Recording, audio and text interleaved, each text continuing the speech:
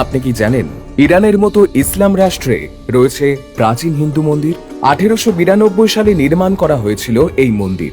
ইরানের স্থানীয় ক্যালেন্ডার অনুযায়ী 1270 হিজরিতে নির্মিত হয়েছিল এই হিন্দু মন্দির। এই সময় ইরানে রাজত্ব করছিল কাজার রাজবংশ।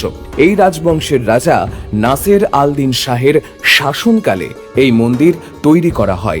আব্বাস বন্দরে এই মন্দির নির্মিত হওয়ার প্রধান কারণ হল ভারতে সিন্ধু প্রদেশ এবং কচ্ছ অঞ্চল থেকে বহু হিন্দু ব্যবসায়ী ব্যবসা করতে যেতেন ইরানে।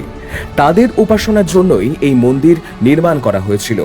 এই মন্দিরের কারুকার্য ও স্থাপত্য উত্তর ভারতের মন্দির ও বৌদ্ধ স্তূপের মতো। প্রবাল পাথর, চুন এবং বালি দিয়ে নির্মাণ করা হয়েছিল এই মন্দির।